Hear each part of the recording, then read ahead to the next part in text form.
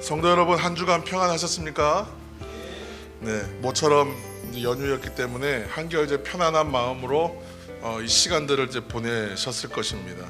지난주 주말에도 우리 지난주 토요일이죠. 어제 말고 지난 토요일에도 우리가 비가 오는 가운데에 교인들이 함께 남해 지역을 이제 여행했었는데, 동행했던 분들은 이제 같이 경험하셨겠지만, 오랜만에 저는 이렇게 여행하면서 그렇게 비를 오랫동안 맞으며 다녀본 적이 별로 없는데, 그 비를 맞으면서 다녔던 또 여행의 정취가 또 잊혀지지 않을 것 같아요.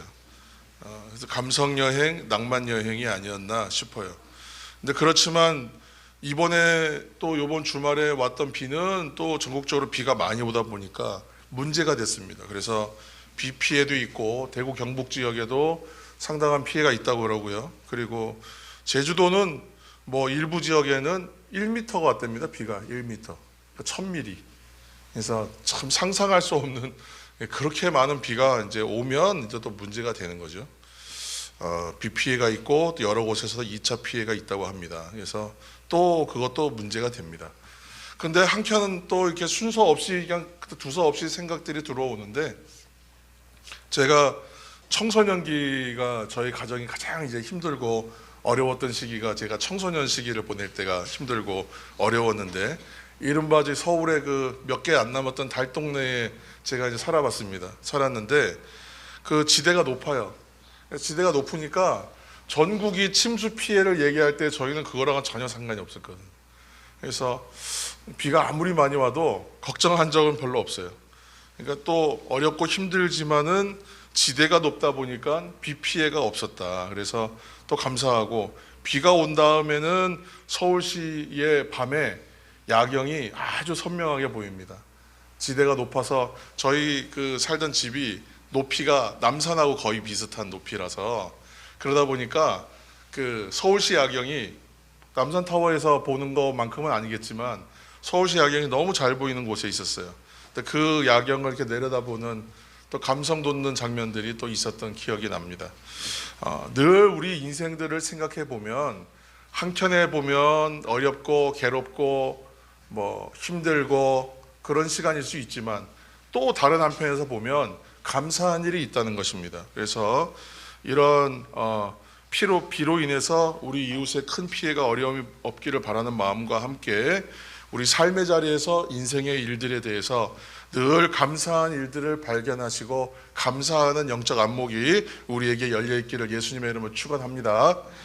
우리가 우리의 이웃의 어려움과 억울함을 당하는 사람들이 혹시 없는가, 우리가 그런 부분에 대해서 좀 눈에 불을 켜고 귀를 바짝 돋우어서 세상 소식 이야기에 관심을 좀 갖고, 또 기도와 참여로 공감하시고 돕고 동참하시고, 이런 일들에 조금 더 힘을 써가시는 우리 성도 되기를 다시 한번 바랍니다.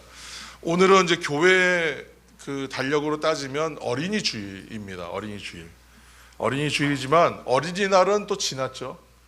다음 주는 어버이 주일인데 어버이날은 당장 또 내일이에요. 그러니까 우리가 주일마다 어린이 주일, 어버이 주일 해서 그 의미들은 또 새겨가겠지만, 좀 축복하고 축하하고 그러려고 하니까 또 이 날짜가 좀 안 맞습니다. 그래서 작년에도 그랬지만, 그래서 올해는 좀 다르게 하면 어떨까, 우리 교회만의 좀 의미를 좀 가져보자. 그렇게 해서 오늘 우리가 사랑의 주일 이렇게 이름을 이제 명명하고, 오늘 어린이 축복과 함께 어버이께 감사하는 그런 날로, 그래서 특별히 오늘 또 김명숙 권사님 가정에서 굳이 아이들을 들러리 세워서 본인이 빛나면서 그렇게 특송을 하고 찬양 시간도 가졌습니다.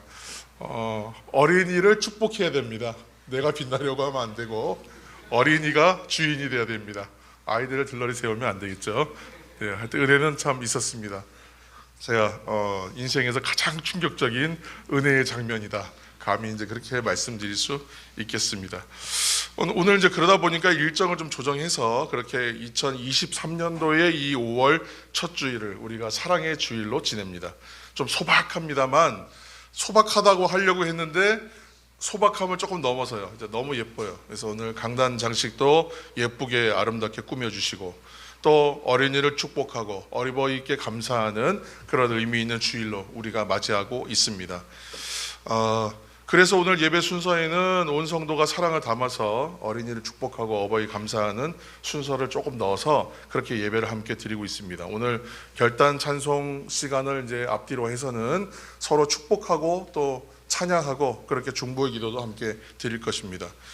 오늘 9시 30분에 시작하는 아침에 예수님의 꿈을 꾸는 땅, 우리가 이제 옛꿈 땅이라고 이름한 어린이 예배 시간에는 선생님들이 먼저 준비한 어린이 선물을 풍성하게 나눴습니다. 그 아이들 지금 옆에 큰 꾸러미들이 하나씩 있는데 제 인생에 아마 먹은 과자의 한 3분의 1은 될 것 같아요.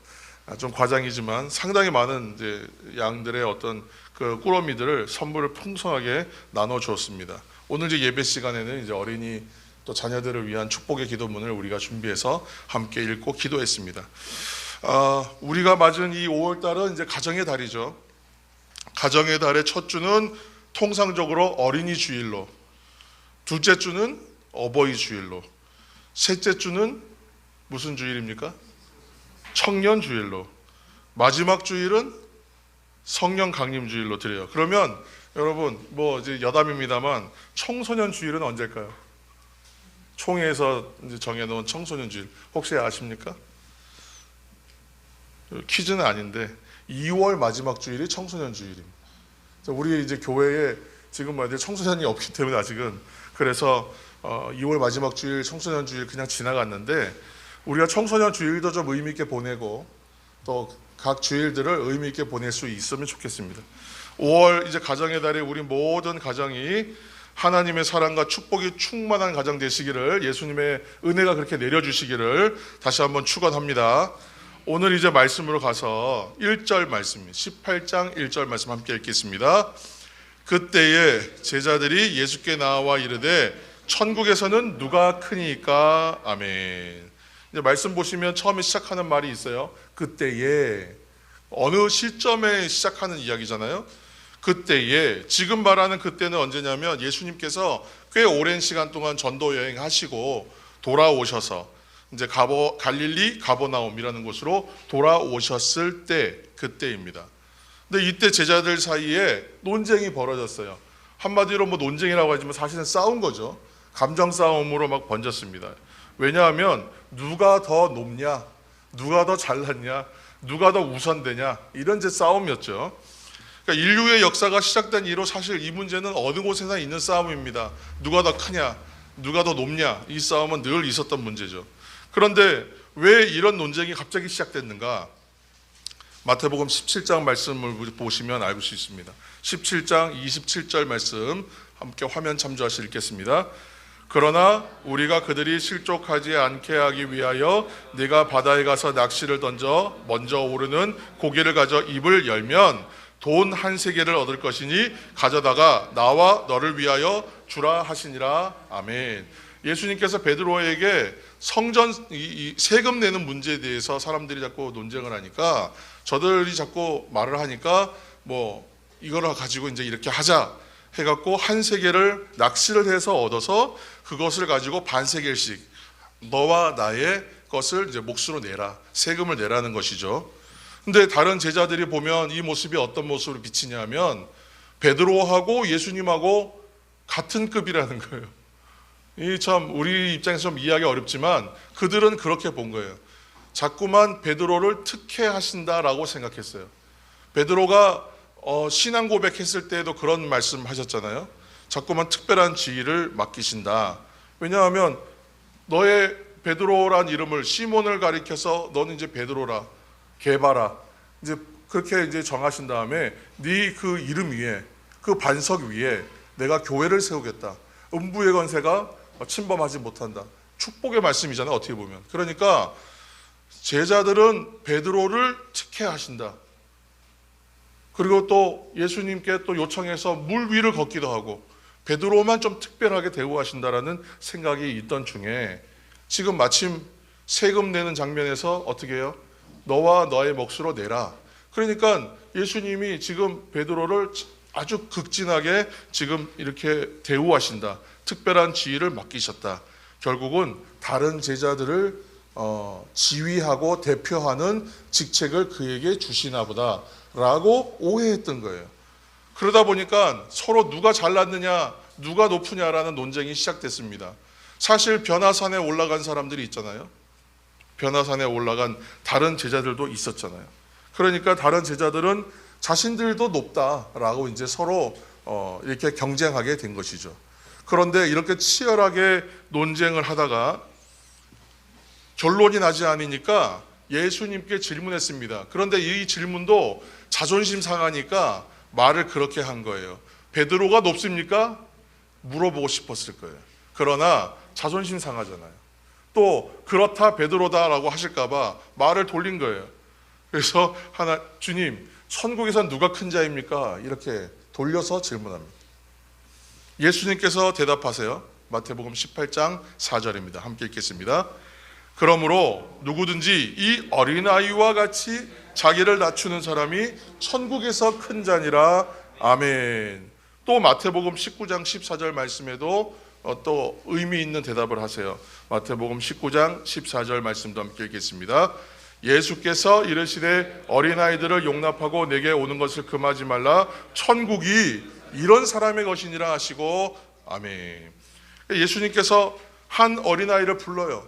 어떤 성경의 해석가들은 실제로 어린아이가 아니라 어린아이가 모습으로 나타나는데 사실은 성령을 불렀다라고 해석하는 분들도 있어요.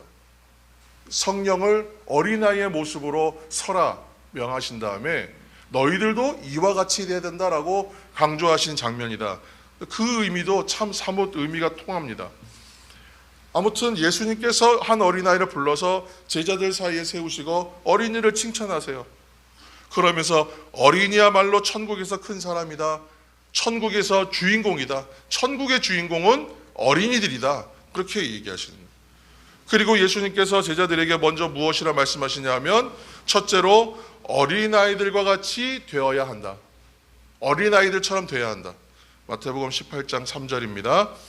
이르시되 진실로 너희에게 이르노니 너희가 돌이켜 어린아이들과 같이 되지 아니하면 결단코 천국에 들어가지 못하리라. 아멘. 주님, 그러면 저희는 이미 어른이 되었는데 어떻게 어린아이처럼 될 수가 있습니까? 아니면 어린아이에게 무엇을 배워야 하는 것입니까? 어른된 우리가 어린이들의 어떤 점을 그러면 배워야 합니까? 어떻게 하면 어린이처럼 될 수 있습니까? 질문이죠. 그러니까 지금 제자들 사이에 세우신 어린아이는 상징적 의미이기도 하지만 실질적으로 어린아이가 서 있어요. 근데 그 시대의 어린이는 어땠냐면 어린이가 어린이의 인권을 강조하기 시작한 건 얼마 되지 않았잖아요. 1800년대 후반대 세계에서도. 우리나라 같은 경우는 1900년대 중반이 지나서야 그때서야 이제 어린아이의 인권이 좀 강조되는 것이지 어린아이는 제2등 시민이다까지 했던 적이 있습니다. 그러니까 사람 취급 안 했던 거예요. 어린아이들의 인권은 무시됐던 시대입니다. 그런데 이 어린이를 세우고서는 무엇이라 말씀하시냐면 이 어린아이를 세운 의미는 이 어린이는 겸손하다라고 얘기해요. 겸손하다. 어린이는 겸손하다는 거예요. 그러니까 예수님께서 그렇게 말씀하세요. 누구든지 이 어린아이와 같이 낮추는 사람이 천국에서 큰 자다. 겸손하다. 그처럼 겸손해야 한다 강조하시는 거예요. 세상은 남들보다 자신이 돋보이는 것을 우선으로 하고 그것이 맞다라고 얘기하잖아요. 그래서 저희가 잘하던 청년 시기만 해도 유행했던 말이 자기 PR의 시대란 말이 저희 때 나온 말이거든요. 강조되었습니다. 그러니까 자신을 포장하고 이야기해야 된다. 우리나라가 뭐 특별히 일본이나 이런 나라들과 비교했을 때 경쟁력이 떨어지는 부분이 예전에 뭐라고 했냐면 지금도 차이가 날 겁니다만 디테일에서 차이가 난다 그랬어요.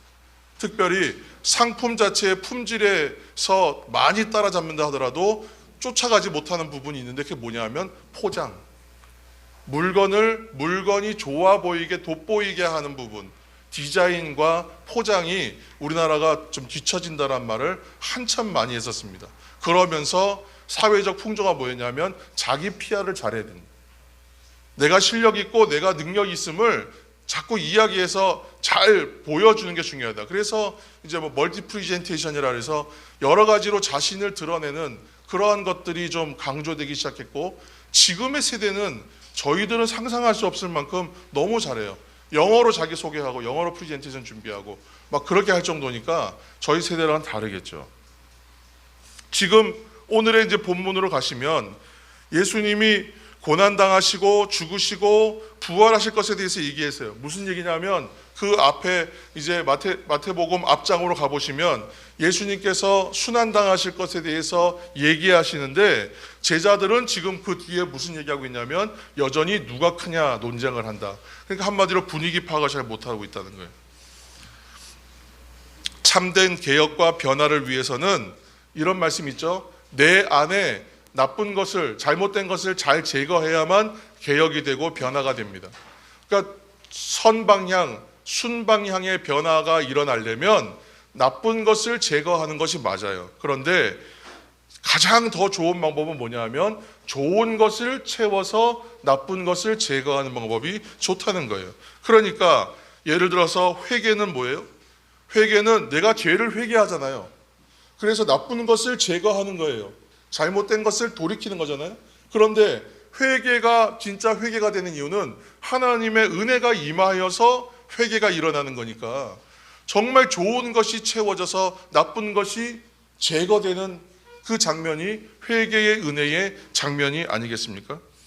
제가 은혜의 속성을 설명할 때 이렇게 요즘에 나눠서 설명하고 있습니다. 하나님의 은혜에는 창조적인 속성과 또 생명의 속성이 함께 있기 때문에 은혜다라고 얘기했어요. 왜요? 없는 것을 있는 것으로 만드시니 창조의 은혜. 죽은 것을 살리시기 때문에 생명의 은혜. 그 은혜 안에는 창조성과 생명성이 포함되어 있다. 그냥 은혜가 간단하게 은혜가 아니라 은혜가 그저 흔하게 은혜가 아니라 은혜는 강력한 것이에요. 하나님의 창조성과 생명이 포함되어 있는 은혜. 그래서 하나님의 은혜가 임하면 악한 것, 더러운 것, 깨끗하지 못한 것, 어둠의 것들은 사라질 수밖에 없어요. 내가 붙들고 있는 거예요, 문제는. 그래서 하나님의 은혜를 공급받아서 가득 채우면 죄의 뿌리가 근본적으로 뽑혀나가는 회복이 일어나는 것입니다. 제자들은 여전히 깨닫지 못했습니다. 베드로 본래 이름은 시몬이에요.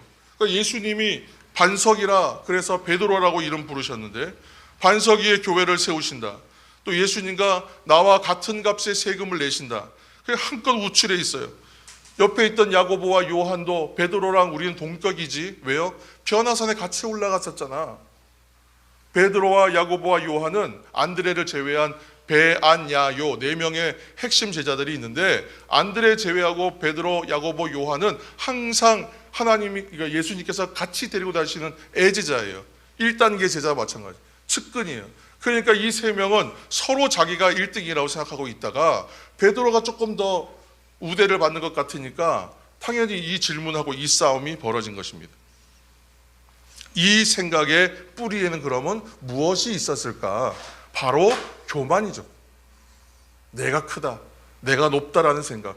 교만은 그것이 어떠한 모양이든 작은 것이든 간에 인류가 타락하는 뿌리입니다. 공동체를 분쟁하게 만드는 뿌리예요. 교만이 제일 악합니다. 그래서 예수님께서 지금 어린아이를 가운데다 세우시고 상징적으로 보여주시면서 겸손함을 말씀하시는 거예요.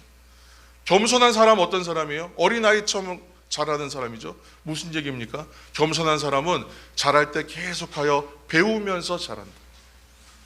내가 이제 다 아는데 뭐 더 이상 배울 게 뭐가 있어? 이렇게 생각하는 순간 성장은 없습니다. 그러나 겸손한 사람은 어린아이와 같아서 새로운 진리를 배우고 실천하면서 익힌다는 것이에요. 두 번째, 어린이는 잘 순종하고 의지할 줄 압니다. 단지 달리 말하면 어린이는 철저하게 순종하는 아이들입니다. 어른은 이런 것을 자랑으로 하죠. 자립하는 거, 독립하는 거. 빨리 자립해야 되고 빨리 독립해야 되는 게 맞아요. 세상적으로. 그걸 자랑할 만해요. 그래 난 자수성가했어. 그러면 그 자랑이에요. 그렇지만 어린이는 어때요? 자신을 사랑하는 부모님을, 선생님을, 어른들을 의지합니다. 그들에게서 배워요. 그들의 가르침을 듣고 배우며 성장해요. 마찬가지로 성도들은 어떻습니까? 하나님의 자녀죠. 하나님의 자녀들은 더 분명하게 얘기하면 하나님의 어린아이들입니다. 맞습니까? 그래서 하나님의 어린아이 된 하나님의 자녀들은 아버지 대신 하나님을 어떻게 하겠습니까? 의지하는 거예요. 그리고 하나님 말씀에 순종하면서 배워요. 그렇게 됐을 때에 천국 백성이 되는 것입니다. 셋째로, 어린이는 쉽게 돌이킵니다. 잘 바꿔요. 뜻을 바꿀 수 있습니다. 어른이 되면 체면도 있고 가식도 있어요. 그러다 보니까 혹시 책망을 들어도 변명이 있습니다. 책망을 들으면 자기 합리화를 주장해요. 그리고 명백하게 내가 잘못했어도 생각 잘 꺾지 않아요. 완고해집니다. 그 생각이 저는 신앙인지 신념인지 자기 고집인지 아니면 적당히 다 섞인 건지 잘 모르겠어요. 그렇지만 고집이 있어요. 고집이 있어요. 그런데 어린아이는 어때요? 잘못을 지적하면 아이들도 고집이 있습니다. 그러나 고집하다가 한바탕 울고 나면 어떻게 해요? 바꿔요. 그리고 나서는 어떻게 합니까? 다시는 그 일 안 하려고 해요. 그 잘못을 반복하지 않으려고 합니다. 그리고 나서 어떻게 해요? 나가서 신나게 놀아요. 다 잊어버리고 아까 혼난 것 기억하지 않습니다. 다시는 그렇지만 그 일을 하지 않으려고 하는 기억은 남아있죠. 인생에 있어서 눈물과 통곡의 회개가 필요한 장면들이 분명히 있습니다. 이와 같이 성도들은 어린아이의 세 가지의 모습, 순수한 겸손, 믿음으로 의지하는 순종, 회개하여 돌이키는 마음, 그 마음을 본받는 사람이 될 때 하나님의 백성 되어 간다는 것입니다. 자, 이제 둘째로 작은 자를 이제 실족해 하지 말아야 합니다. 오늘 말씀 6절입니다. 18장 6절. 누구든지 나를 믿는 이 작은 자 중 하나를 실족하게 하면 차라리 연자 맷돌이 그 목에 달려서 깊은 바다에 빠뜨려지는 것이 나으니라. 아멘. 말씀에는 이 작은 자, 작은 아이라고 했지만 공동 번역에는 이 표현이 어떻게 되어 있냐면 보잘것 사람, 이때 작은 자는 보잘것 사람이에요.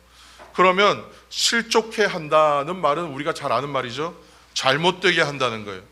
더 엄밀하게 얘기하면 죄를 짓게 한다.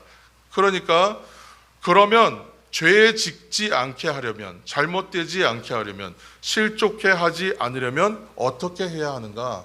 에베소서 6장 4절 말씀을 화면 보시면서 함께 읽겠습니다. 또 아비들아 너희 자녀를 노엽게 하지 말고 오직 주의 교훈과 훈계로 양육하라. 아멘. 지금 말씀에서 보면 자녀들을 노엽게 한다. 자녀들의 마음에 상처를 입히는 거죠. 사실 아이들이 받는 상처, 성장기에 받는 상처의 대부분은 어디에서 얻어요? 가정에서 얻는 거예요. 특별히 누구요? 부모에게서 얻어요. 아이들의 상처는 부모들에게 원인이 있다는 것입니다. 그 원인은 부모 스스로에게 있는 자신의 문제에서 시작된 거예요.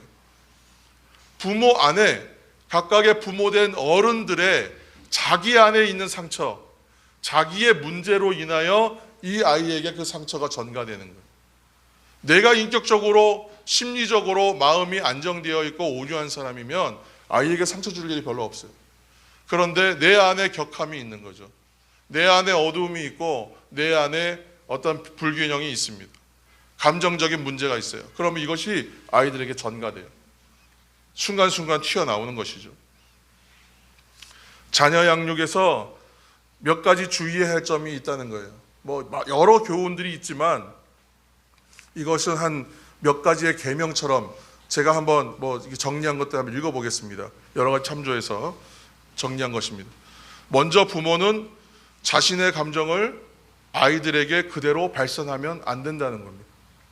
두 번째로 아이들이 부모와 이야기할 때에는 또는 부모가 아이들에게 말할 때에는 가급적이면 얼굴을 보고 이야기해야 된다. 눈을 마주치면서 이야기하면 더 좋겠어요. 세 번째로 부모의 역할을 내가 가지고 있는 직장이나 어떤 생계나 직업 같은 문제들보다 더 뒤에 두면 안 돼요. 부모 되기를 포기하면 안 된다는 것입니다. 우리가 가장 실수하는 것은 세상 가운데에 내 일을 하고 세상에서 먹고 사는 문제가 너무 분주하고 바빠서 부모 되는 문제를 저 멀리 후순위에 두었을 때에 아이들은 방치되기 때문에 그렇습니다. 네 번째로 아이들의 꿈과 비전을 찾는 것에 힘써야 돼요. 그리고 이것이 무엇인지를 고민해야 돼요. 그리고 정확히 붙잡고 아이들과 비전을 나눌 수 있도록 최선을 다해야 된다. 다섯 번째로 인생의 여정에서 만나는 문제를 피하지 말고 해결하고 돌파하는 능력을 키워줘야 돼요. 근데 부모가 성장기에 이러한 문제들에서 약했다면 아이들도 그럴 수 있습니다.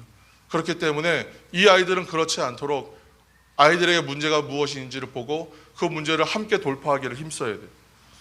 여섯 번째는 내 아이만이 아니라 남의 아이도 소중하다는 것을 우리가 표현하고 그리고 실제로 다른 아이들도 사랑할 수 있어야 돼요.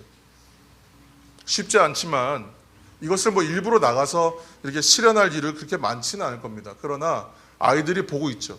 그래서 우리 아이가 소중한 것만큼 다른 집 아이들도 소중하다는 마음을 늘 가져야 합니다. 일곱 번째가 가장 중요합니다. 자녀를 내 자식이 아니라 하나님의 자녀로 자라게 해야 합니다. 그러기 위해서는 가정이 어떻게 돼야 할까요? 가정이 신앙이 자라게 하는 신앙의 요람이 되어야겠죠. 모세에게는 위대한 어머니 요게벳이 있었습니다. 사무엘에게는 기도의 어머니 한나가 있었고요. 디모데에게는 유니게라고 하는 신앙의 어머니, 또 로이스라고 하는 외할머니가 있었어요. 모두가 신앙 형성에 있어서 좋은 밭이 그들에게는 있었다는 겁니다.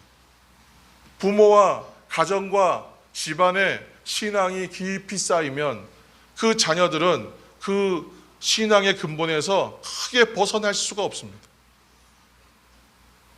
어린이들이 사는 가정과 환경에서 아이들이 배우고 자라기 때문에 그래요. 아이가 지적과 책망을 많이 받고 자라면 부모님이 또는 가정에서 맨날 허구한 날 싸우는 환경에서 자라면 어떻게 되겠습니까? 그런데 반대로 칭찬과 격려를 받으면서 자라면 이 아이들이 어떻게 자라겠습니까? 자신감 있는 아이로 자란답니다. 특별히 관용과 수용성이 좋은 부모들의 자녀들은 어떠한 장점이 있는가? 인내심이 커진대요. 칭찬 가운데 살면 존경하는 것을 배운대요. 용서하는 것 가운데 살면 사랑하는 법을 배운답니다. 어린아이가 정직함 가운데 살면 진리가 무엇인가를 배워요. 그리고 어린아이가 신앙 가운데서 살면 천국을 배우면서 자라가는 것입니다. 여러분, 우리가 무엇을 가르쳐야 하고 무엇을 전해 주어야 정말 값진 것을 주는 것일까? 성도 여러분, 우리는 어떻게 자랐습니까? 우리의 가정의 자녀들은 그러면 어떻게 자랐습니까? 또는 자라고 있습니까? 오늘 어린이 주일을 사랑의 주일이라고 이름한 이유는 행사를 하기 위해서가 아니라 천국의 주인공인 우리의 어린이들을, 우리의 자녀들을 훌륭하게 양육하려면 사랑이 필요하다는 이야기를 하고 싶어서입니다. 사랑으로 양육할 때 그들은 귀한 하나님의 자녀로 자랄 것입니다. 또 그들을 그렇게 양육할 때 양육하는 부모들과 우리 가정 또한 천국의 큰 자로 자라가게 될 것입니다. 이러한 사랑을 나누시고 전해주고 또 우리가 품는 저와 여러분, 우리의 어린이들, 우리의 가정들이 되시기를 예수님의 이름으로 축원합니다. 하나님 감사합니다.